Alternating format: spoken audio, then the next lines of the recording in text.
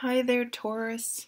It's Jen here from tarotspirit.net, doing your May 2018 reading. Thanks for joining me. Any information you might need, how to contact me in order of reading, what deck I'm using, social media, that's all below in the See More. All right, let's just jump into it. I've been up since 4:45. I don't usually get up that early, so my dog was having, I don't know, some sort of tummy ache, just like having kids. Okay, oh beautiful. So at the bottom of the deck is this empress. It's just reminding me of your ruling planet Venus. She's just this feminine yet strong energy and just this nurturing, caring way. Like if she has a child and she sees that they have talent in some area, whether it's math or art or fill in the blank, whatever, she's going to provide opportunities for that child to explore those interests, but she's not going to force. She's just going to, she's very organic. She's just going to let it happen. And I think when the Empress comes up, what do you want to bring to fruition? What do you want to create and encourage in your own life? And to use that same energy and that same nurturing, encouraging spirit on yourself. Encourage yourself, but don't make it so rigid and forced that can just really sort of suck the fun out of it, and you can lose your enthusiasm.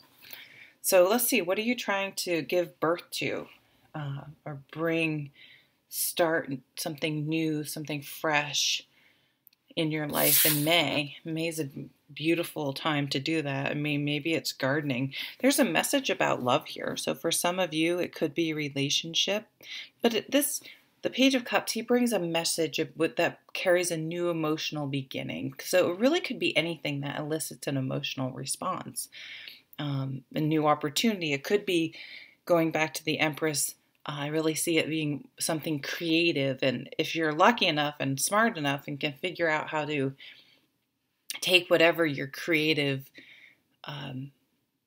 love is, whatever that is that really fills your soul, and find a way to make money at it, then good for you. That's what we all, I think, need to strive to do. But this is something, when you hear this news, you're like, oh, this is exciting. This is filling me with joy, and it's something I care about. It's something I want to learn more about or get more into. So that's coming in. That was like April coming into May. Like something new is emerging in your life.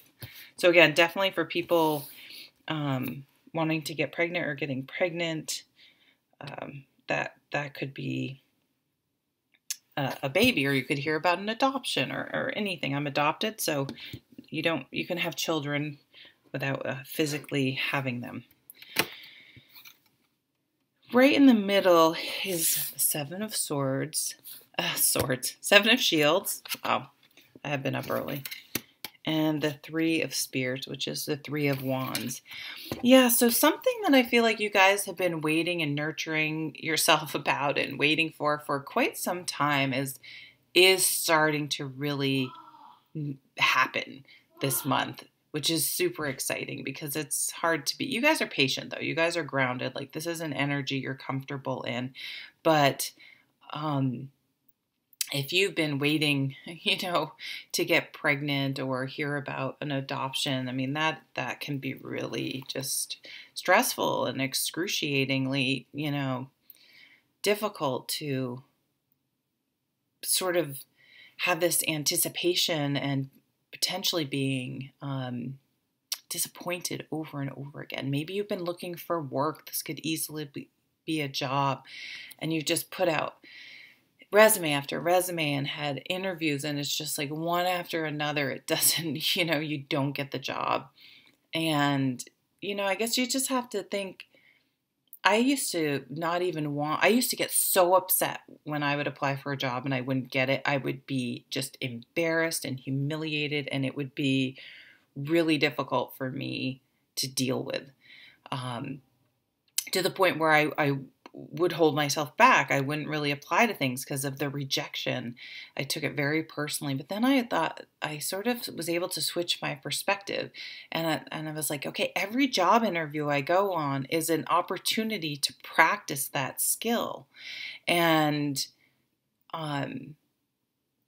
it's like you can't let those, it's probably just wasn't the right job. And quite frankly, I would end up in a position that was really better for me. It truly, I could honestly say, was better for me. Or I would find out that the people that I would have been working for really weren't the greatest people to work with.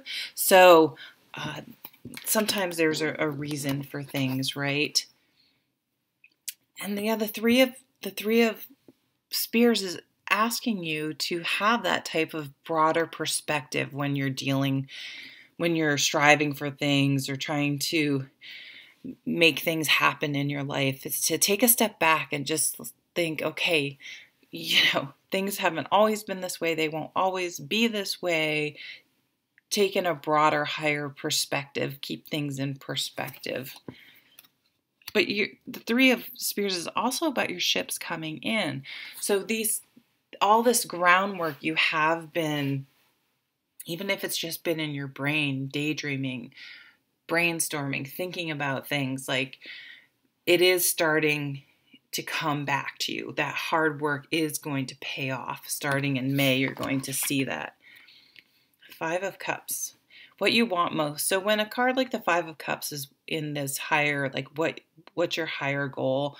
I'm going to read it like the lesson of this card is to stop pining and looking in the past, and to cut cords with past ties that carry resentment, that hold on to negativity now in the present.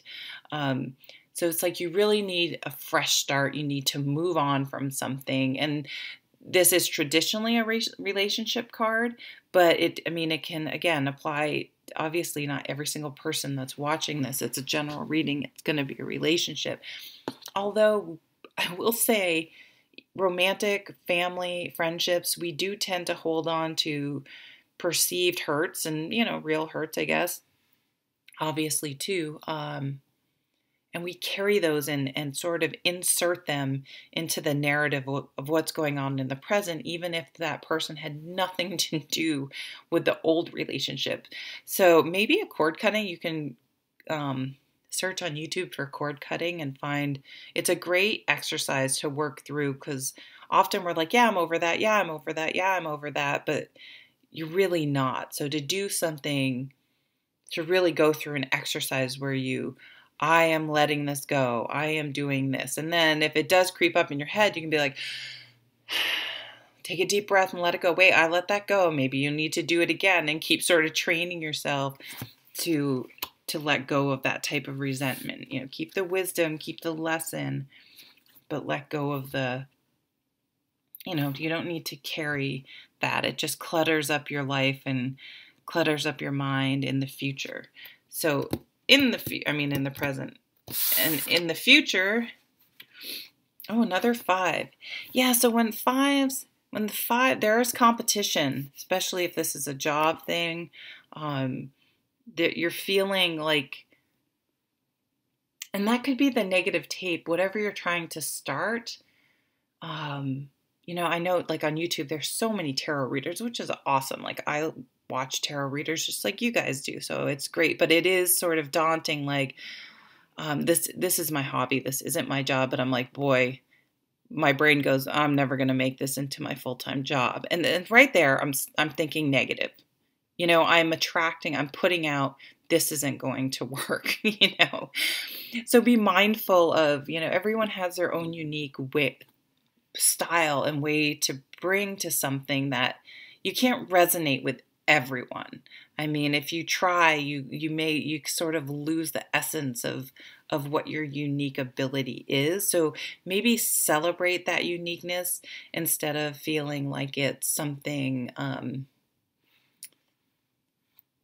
Yeah, it's your unique brand. And what is it, Deborah Silverman says, be yourself, everyone else is already taken. I just love that. It's so perfect. It's true. It's like celebrate you, be you, and try not to worry about the competition. When you have two fives in a reading, I like to call it's the fives are like getting a pebble in your shoe, a stone in your sneaker when you're out walking or something. It's not the worst thing that happened in the world. It's not a big deal, but it's annoying enough, and it's going to cause enough. It's making enough noise that you have to stop and get it out. You just can't go for a 4-mile walk with a stone in your shoe. You have to, it forces you to deal with something, to look at something. They're like tiny little mini towers, right? So this is like, you have to let some past things go and stop injecting them. That's not the right word. We're, incorporating them in the present narrative because they're the past. And you can't get discouraged with a little bit of competition. Like sometimes it can be motivating. Say you're a runner, it can be really motivating to do 5Ks on the weekend. It keeps you going. Like if you know, okay, Sunday I have a 5K, you're going to be more likely to train throughout the week. And it's usually a fun atmosphere and it's a good time. Then you get that one person that treats it like it's the freaking Olympics, and it's like, whoa, dude, seriously, chill. Like you're sucking the fun competitive spirit out of this. So yeah, like keep it light, keep it fun. I feel like the 6 of Cups energy. Oh, holy shit. Tower. Okay. So maybe you have to blow shit up. Maybe you have to blow something up. Maybe you have to put your foot down, and putting your foot down, it's going to be like stomping it in a pile of crap, and it's just shit's going to go everywhere. But it's like you have to deal with something, or else the universe is going to come in and deal with it, force you to face it. Now, it can be really scary with the Tower. I mean, when I read my own cards and I get the Tower, I immediately am like, worst case scenario, I'm going to lose my job. I'm going to lose, my house is going to burn down. I'm going to get in a car accident. Like, I just think literally my whole life is going to come to a crashing halt. And it's very often, it can be one small area of your life that is just creeping into everything else and kind of just, what's that? Like takes one bad apple to spoil the cart.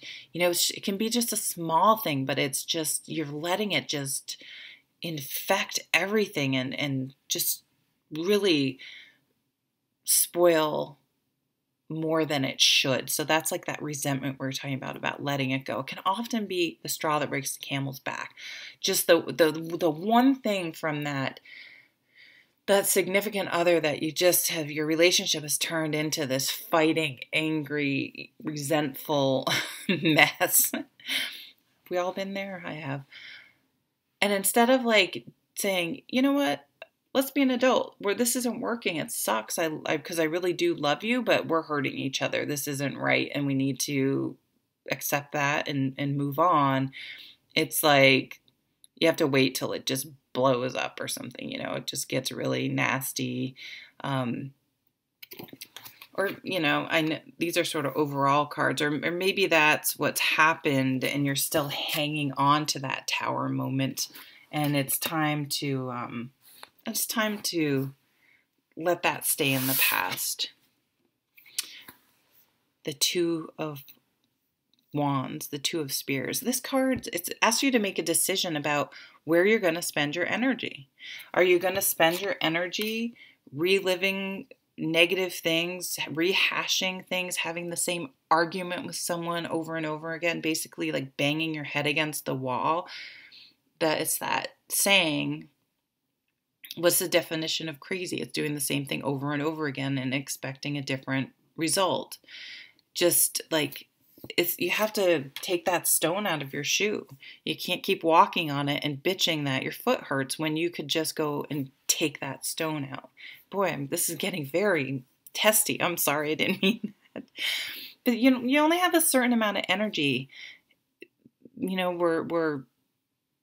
We need sleep. We need to recharge. We don't have unlimited energy. So if you're giving a lot of energy to negative things, to dealing with negative, toxic people, to just partnerships, relationships, you can have two very good people and they just aren't a match. Whether it's timing, they're just not there's a million reasons why relationships don't work out. And it doesn't have to be because that other person is an asshole. You know what I mean? But often we have to blow it up because it's hard to be mature and say, wow, this really isn't working out. And they could be a total effing, a whatever. But do you want to keep spending energy on a work situation with just a narcissistic boss or something? It's time to deal with those things so you can bring this beautiful new beginning. And look at the Magician. It's like you can create whatever you want. You have everything you need to create the life that you want. But you have to have the energy and time to be encouraging the positive, beautiful part and not spend so much time and energy on the things that drain your energy. Okay, Taurus, wow, that was a longer one. I hope you have a lovely, lovely month, and I'll see you at the next video. Take care.